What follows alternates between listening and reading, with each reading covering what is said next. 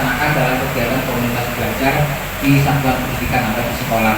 Karena berdasarkan konsepnya, komunitas belajar itu terdiri dari 3, yaitu komunitas belajar daring atau online, kemudian komunitas belajar antar sekolah seperti yang dicontohkan pada kegiatan MPMP, kemudian komunitas belajar di dalam sekolah, yaitu komunitas belajar komunitas praktisi yang kita laksanakan hari ini. Ini adalah komunitas belajar di dalam lingkungan sekolah. Jadi sebenarnya program-program yang seyogianya itu dikembangkan pada kegiatan komunitas belajar itu mestinya adalah program-program yang bisa memberikan dampak baik langsung ataupun tidak langsung itu kepada murid. Jadi yang lebih ditekankan pada kegiatan komunitas belajar ini adalah proses pembelajaran yang dilakukan oleh kita sebagai guru di dalam kelas, sehingga betul-betul program-program sekolah yang dikerjakan di komunitas belajar itu bisa hasilnya memberikan dampak langsung atau tidak langsung kepada murid siswa terhadap hasil belajarnya. Juga dilaksanakan melalui kegiatan piloting komunitas belajar.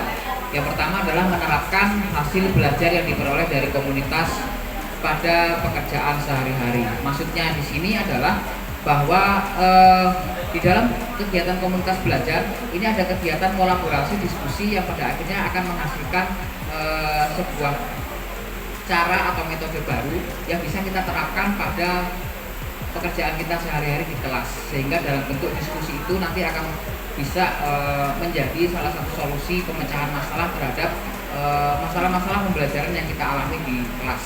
Terima kasih Pak Joko.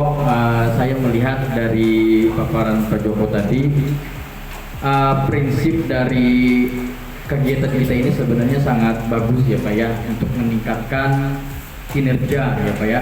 Baik, dalam kinerja itu ada 4 indikator sesuai dengan Kemendikbud tahun 2016. Yang pertama ada pedagogik, kemudian sosial, kemudian kepribadian dan profesional.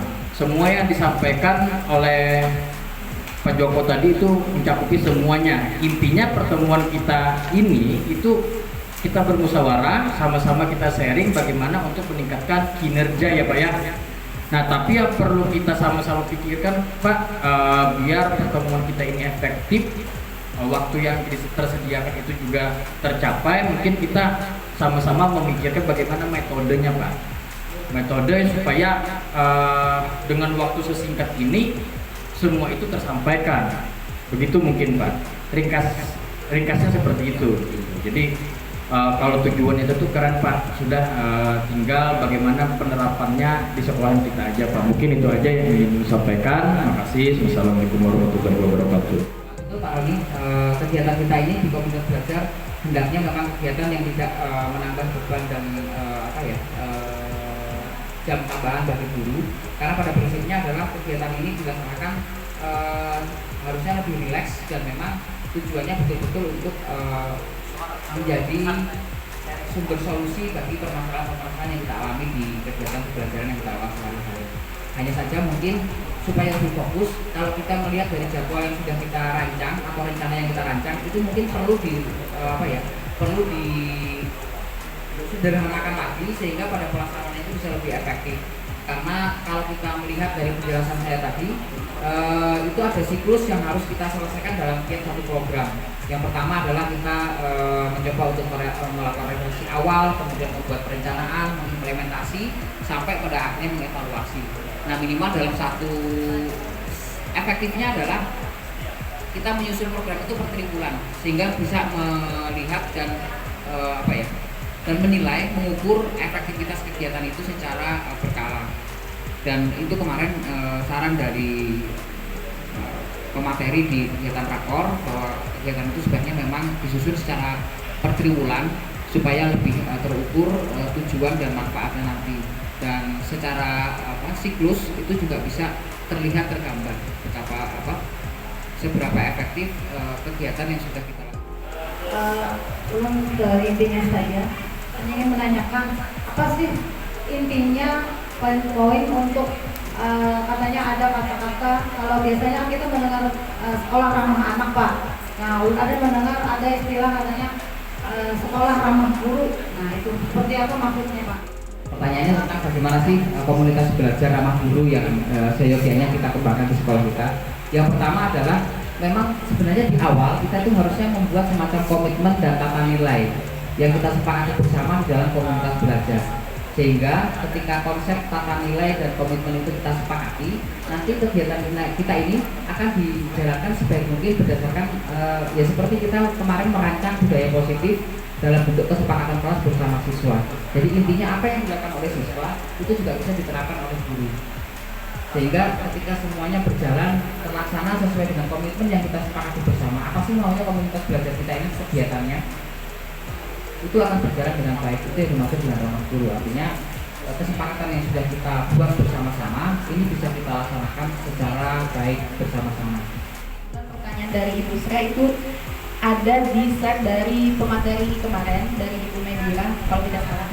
Di sini slide-nya bagaimana mengembangkan komunitas belajar yang ramah guru atau memberikan rasa aman dan nyaman. Maka isinya adalah yang pertama, melakukan penyamaan persepsi tentang pentingnya kompel dari sekolah. Kemudian yang kedua, saling mengingatkan komitmen bersama dan nilai-nilai yang telah disepakati. Yang seperti yang dikatakan oleh Pak Joko tadi, bahwa sebetulnya di awal komunitas belajar itu kita harus membuat komitmen dan tata nilai dulu. Itu yang kita sepakati, sehingga kalau kita keluar diskusi kita atau kegiatan kita keluar dari jalur, maka kita harus mengingat komitmen yang kita sepakati itu. Kemudian yang ketiga, kepala sekolah menjadi role model atau contoh dalam mengimplementasikan nilai yang disepakati.